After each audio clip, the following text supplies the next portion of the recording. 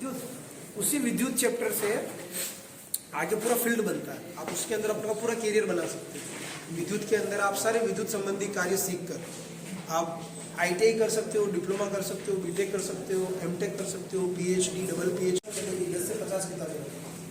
इस तरह से आपका पूरा करियर बना सकते हो। आप वो करियर अगर आप बनाते हो तो आप आगे जाके क्या कहलाओगे? इंजीनियर। क्या कहलाओगे? इंजीनियर। वो भी कौन सा इंजीनियर?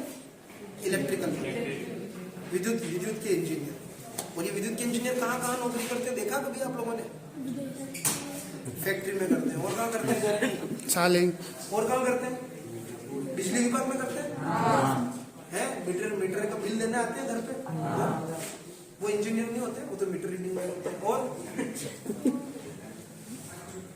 हाँ, लाइन में वही बिजली विभाग वाले होते हैं, प्लांट में काम करने वाले होते हैं। आपके घरों में जो काम करने वाले आते हैं, आपके घरों में काम करने आते हैं, लाइट पंखे सही करने आते हैं, वो भी एक तरह की इंजीनियरिंग है। ठीक है ना? ये जो पूरा करियर है इसकी शुरुआत आपकी उसी चैप्टर से होती है, विद्युत वाले से। उसी चैप्टर से आगे अगर आप 8वीं पास है तो आप इस लैब का कोर्स कर सकते हो। ये लैब के अंदर पढ़ाया जाता है वायरमैन। क्या पढ़ाया जाता है? वायरमैन में क्या सिखाया जाता है? वायरमैन में आपको पढ़ाया जाता है, वायरमैन में आपको सिर्फ बिजली से रिलेटेड पढ़ना है, आपको और कोई दूसरी किताब नहीं पढ़नी। और इसके अंदर आपको क्या पढ़ाया जाएगा? बिजली का उत्पादन से लेकर बिजली कैसे बनती है से लेकर आपके घरों तक कैसे आती है, फिर आपका बिल कैसे आता है, ये जो पूरा चेन सिस्टम होता है कैसे काम होता है, GSS पे क्या काम होता है, ट्रांसफार्मर कैसे लगते हैं, घर के बाहर जो डीपी लग रही है वो कैसे काम करती है, इस तरह से पूरा वो पढ़ाया जाता है। फिर आपके घर की चीजों में जो लाइट, पंखे, ट्यूबलाइट, मशीनें, मिक्सर, मोटर, ये कैसे काम करते हैं। फिर बाद में आपके अलग से आप प्लांट में जाओगे तो प्लांट में आपको क्या काम करना पड़ेगा, ये सारा बिजली का काम जो होता है वो वायरमैन में सिखाया जाता है। इससे और बड़ा कोर्स होता है वो इलेक्ट्रिशियन का होता है, उसके बाद डिप्लोमा होता है, BTech होती है। ऐसे करके जितना आप आगे बढ़ते जाओगे उतना धीरे में आपको इसमें सीखना पड़ता है। समझ में आ रही मेरी बातें?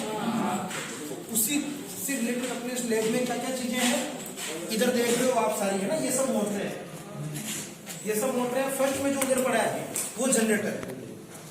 धारा दो प्रकार की होती है, प्रत्यावर्ती धारा और दिष्ट धारा।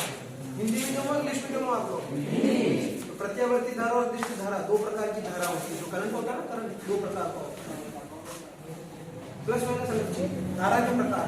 तो वो जो आपका जनरेटर है वो बिजली का निर्माण करता है, वो DC धारा बनाता है, यानी कि वो जनरेटर वो बिजली बना रहा है। समझ आया? उसके बाद ये जो है ये DC की मोटरें हैं। और ये मोटर जो आपने देखी होगी आपके कभी कुएं पे लग रही होगी या कहीं चक्की पे इस तरह से ये स्विच वाले देखे होंगे, देखिए सबने, इनको स्टार्टर कहते हैं और ये मोटरों को चलाते हैं। उसके बाद इधर आओ,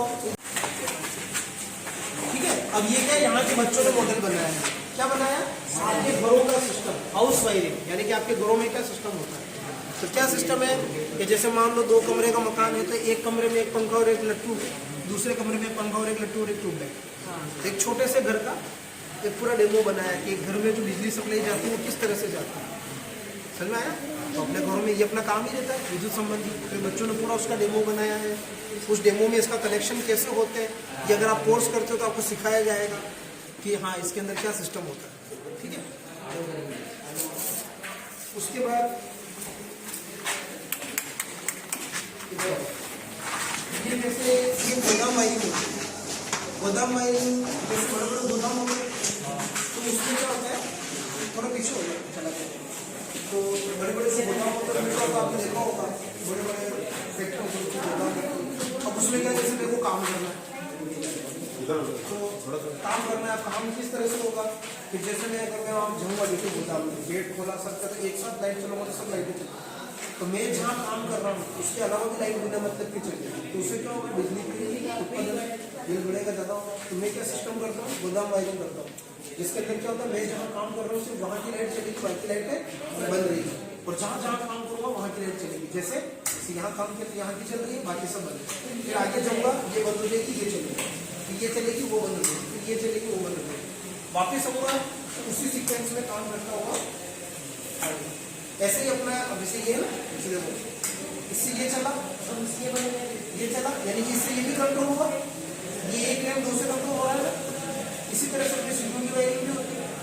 अपन 2 स्विच लगाते हैं, सीधों के ऊपर नीचे है ना, ऊपर से चालू करो, नीचे आ जाओ नीचे वाले स्विच से बंद कर दो, नीचे से ऊपर जा रहे हो नीचे चालू करो ऊपर बंद कर दो। ये सब चीजें आप सीखी जाती है। ये तो सिर्फ एक बनाया आपने, ऐसा कितनी भी कर सकते अपने दिमाग से, जितना दिमाग लगा सको। 3 सीट से 1 लेफ्ट कंट्रोल कर लो, 1 सीट से 3 लेफ्ट कंट्रोल कर लो, कैसे भी दिमाग लगा सकते। आप बेड के पास सो लो, वहां से आपने स्विच चालू कर दिया, कमरे की लाइट चल गई, बंद हो गई। आप बेड से उठ के गए, बेड बंद किया, वहां से भी वापस को लाइट चालू कर बंद कर सकते हैं। आप जैसा दिमाग लगाओगे, जितना आप सीखोगे उतना आप क्रिएटिव सीखोगे, क्या क्या दिमाग लगाएगा। जैसे ये वाला है, हाँ, तो जैसे मरीज सो रहा है बेड में, अब वो क्या करेगा, वो दबाएगा, बुलाना होगा, वो क्या करेगा, यूँ करेगा, तो उसको बाहर आवाज आएगी, लेकिन उसको ये पता नहीं कौन सा मरीज परेशान हो रहा है। दबाएगा, उसको आवाज आएगी, कोई बुला रहा है, कौन सा बुला रहा है, एक पेशेंट किस कमरे में सो रहा है, इधर सो रहा है, इधर सो रहा है, जो बुलाएगा उसकी लाइट चलेगी, तो उसको पता चल जाएगा कि मेरे को कौन से कमरे में जाना है। वहाँ फिर होटल में, ऑफिस में, बहुत सारी जगहों पर अपन इस सिस्टम का उपयोग कर सकते हैं। फिर एक ये जो एक नॉर्मल इलेक्ट्रिशियन को पता होने चाहिए उनके काम आते हैं, जैसे कि टेस्टर हो गया, स्क्रू ड्राइवर हो गया, ये टेस्टर हो गया, प्लायर हो गया, फिर बाद में आपके हैमर हो गया, फिर वो कटर है वायर को काटने के लिए, वो क्रिम्पिंग करने के लिए, इंटरनेट की केबल में कनेक्टर लगाने के लिए, फाइल किसी चीज को घिसने के लिए। ये तो नीचे देखे होंगे आपने ऐसे वाले, तो ऐसे तो ये कुछ अपने नीचे की ट्रेड में ज्यादा काम आते हैं, जो लोग लोहा घिसते हैं, कुछ सामान बनाते हैं, करते हैं, अपने भी काम आता है, क्योंकि अपन भी जब वायरिंग करते हैं, बोर्ड वोर्ड बनाते हैं, पैनल को सही करते हैं, तो अपन को भी काटना छीलना सब पड़ता है, तो ये चीजें अपने भी काम आती है। उसके अलावा अपने ज्यादातर काम ये चीजें आती है जो अपन इलेक्ट्रिशियन के बैग में हमेशा आपने देखी होगी रहती है। वायर वाला जो सिस्टम है वो आपका मल्टीमीटर होता है, मल्टीमीटर का काम होता है वोल्टेज, करंट, प्रतिरोध, हर चीज को चेक करना।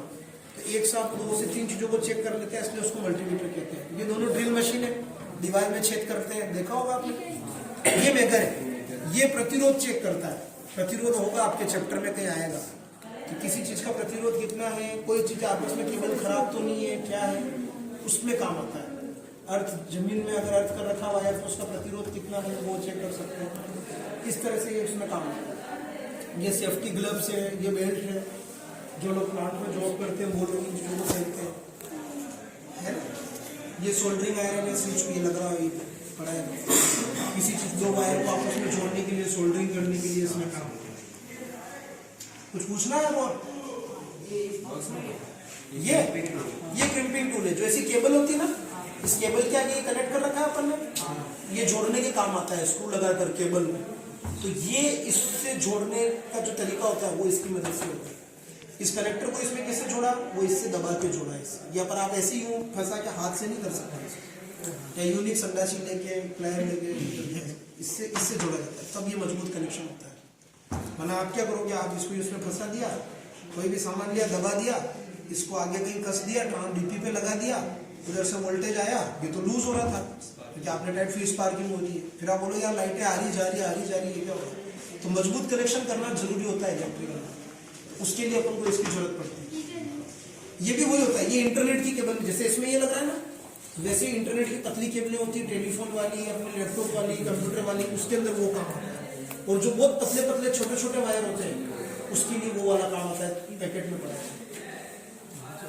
ये सब कनेक्टर जोड़ने के लिए, इस तरफ के कनेक्टर होते हैं ना, वो केबलों से जोड़ा जाता है, क्योंकि डायरेक्ट अगर आप केबल कनेक्ट करते हो तो फिर वही होता है, केबल से डायरेक्ट कनेक्ट करोगे वो कनेक्शन लूज होगा, तो जैसे उसके ऊपर कुछ भी तनाव आएगा, कुछ भी होगा, तो केबल ऐसे हिलती है, ऐसे हिलेगी, फिर आपके घर में लाइटें आ रही है, जा रही है, ये होगा।